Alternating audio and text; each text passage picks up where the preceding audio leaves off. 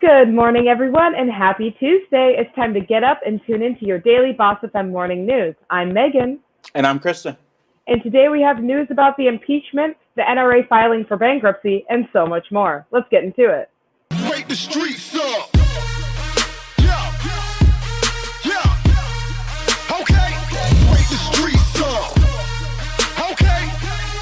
Come on. Okay. Wake the streets up. Come on.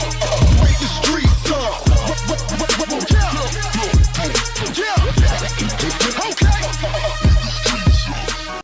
Good morning, everyone. So President Trump is set to issue around 100 pardons and commutations during his last full day as president. The presidential pardons are just one of many things that the president must finish before he leaves office this Wednesday. However, with his staff shrinking by the day, it is seeming unlikely that he's going to be able to get everything accomplished before the inauguration.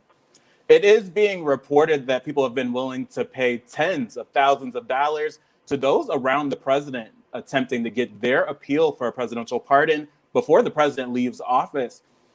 Trump is expected to leave the White House on January 20th by noon and is able to issue those pardons up until then. Why hasn't he pardoned himself? He does have the option to do so.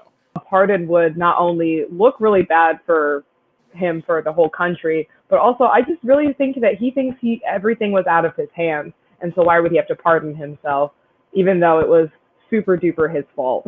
Pardoning himself would make him look guilty. And I know his aides are saying that we don't want you to look any more incriminating than you already do. It'll also be interesting to see what Biden does when he enters on Inauguration Day, because obviously he's not going to pardon any of these people. So it'll be interesting to see who all gets pardoned, what's going to happen when there's a transition of power in a couple days. It's been announced that the NRA is filing for bankruptcy. Megan, do you have more on this? I do. In the fall of last year, New York's Attorney General sued the NRA in an attempt to dissolve the group. Now, the 149-year-old organization is filing for bankruptcy. The lawsuit accused the NRA of misusing money for personal use and nepotism with their contracts. The group responded with a counter lawsuit. Letitia James, New York's Attorney General, said, quote, "We will not allow the NRA to use this or any other tactic to evade accountability and my office's oversight," end quote. The NRA's plan as of now is to file for bankruptcy and then move to Texas and potentially become a nonprofit. It's important to note that this is a strategic move, moving from New York, which is clearly a blue state, and to Texas, which is a conservative red state. That's not shocking to me at all. Yeah, I agree. Even President Trump said that the NRA should move to Texas after this lawsuit came out because he thought it was unfair of the New York City Attorney General. As much as these corporations talk about the everyday person needing to get out and do what they need to do to pull themselves up by their bootstraps, you guys are filing bankruptcy over your own doing. They're trying to get out of it any way that they can, while also dismissing all the claims completely and saying that they're not true. Speaking of President Trump, Christian, why don't you tell us about the security measures that are being taken this week for Inauguration Day? Absolutely. Officials are saying that they're taking unprecedented measures to prevent potential violence amid the inauguration this week.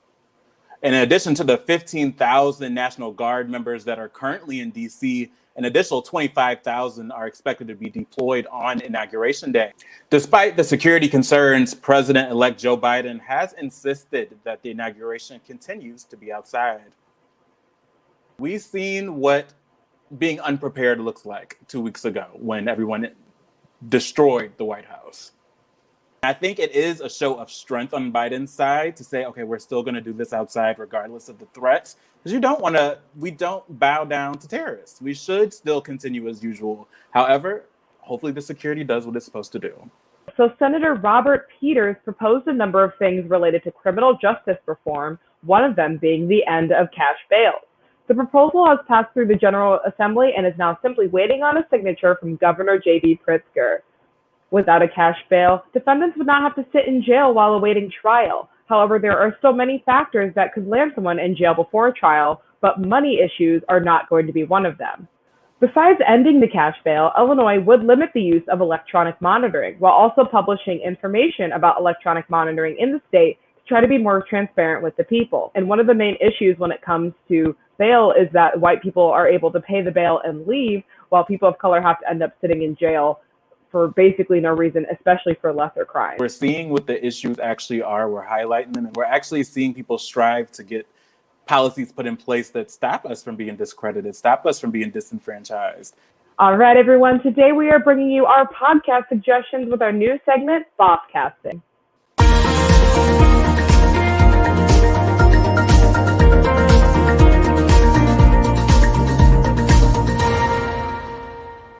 That's right. So whether you are at school, working from home, or cleaning your house, we have the podcast that you need to keep you entertained. Megan, tell us your favorites.